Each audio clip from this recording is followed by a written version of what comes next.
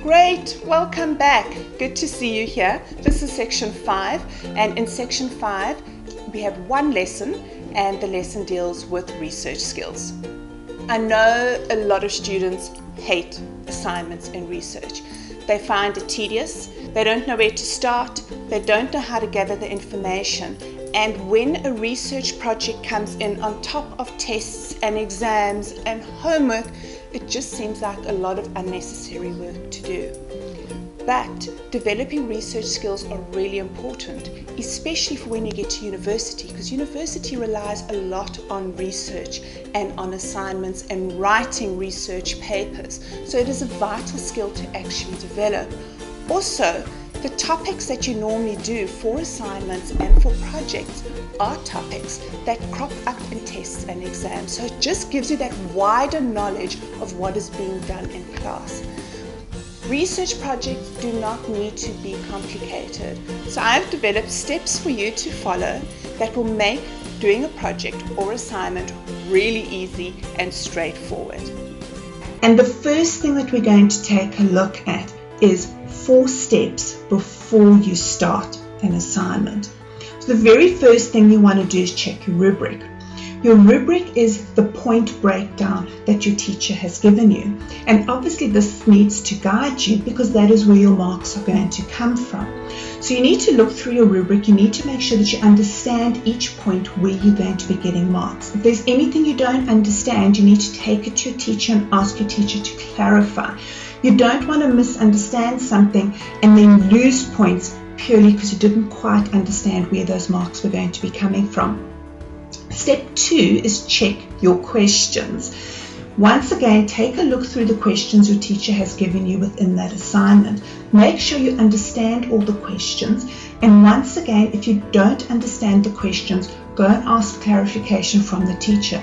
You want to make sure before you start a project that you understand completely where the marks are coming from and exactly what your teacher is going to require from you with the questions. Number 3 is do a project outline. You use your rubric and you use your questions to create your project outline. And the project outline is a logical step-by-step as to exactly what it is that you're going to be putting into this project. Project outlines are so important because it prevents you from getting to the end of the project and realizing you've left out a question or a section. Number 4, you want to set due dates. Now the due dates that you set has got to be a breakdown of each section. So you want to say when do you want to do your research by, when do you want to do your project outline by. Then you take your project outline and the breakdown that you've created in your project outline, you're going to set a due date for completing each one of those sections that you have placed in your project outline. In that way, you're going to ensure that you get the project done without any last minute rushing.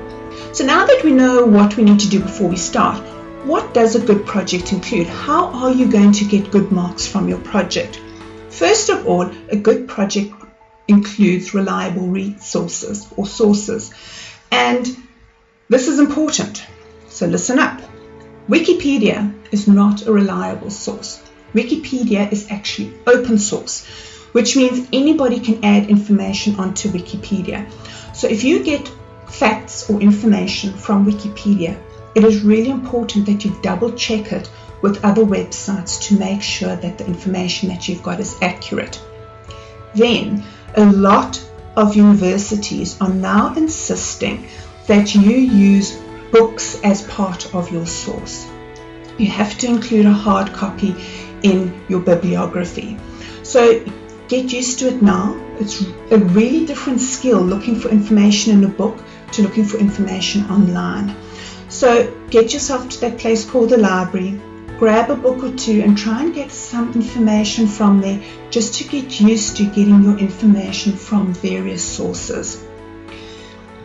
Make sure your content is relevant. You need relevant content. Now, this comes in, especially I find when a teacher has given an essay as part of the assignment. So we get to 250 words. We need to put in another 200 words, but you have run out of information.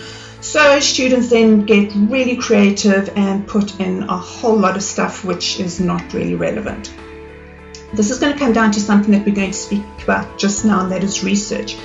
If you find that you've only got 250 words out of a 450 word essay, it means your research hasn't been done adequately enough.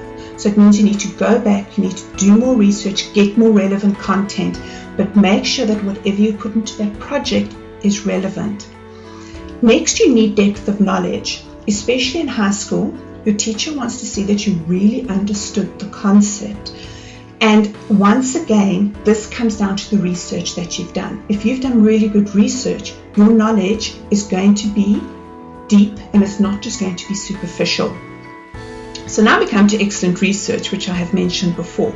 Research is one of your most important parts of your actual project. So you need to put time aside for it. 2-3 days, it doesn't matter, but you need to sit and just research before you even begin your project. Don't forget while you are researching that if you grab any information, make a note of where you've got that information from, because then this comes down to our last point, a comprehensive bibliography. At the end of every project, you have to have a really good bibliography. Now, I'm not going to go into any explanation now because I've included a PDF which you can download, which explains step by step exactly what needs to go into an excellent bibliography. So that's it, guys. Hopefully you'll be able to take this information and start creating really brilliant research projects, assignments, and so on.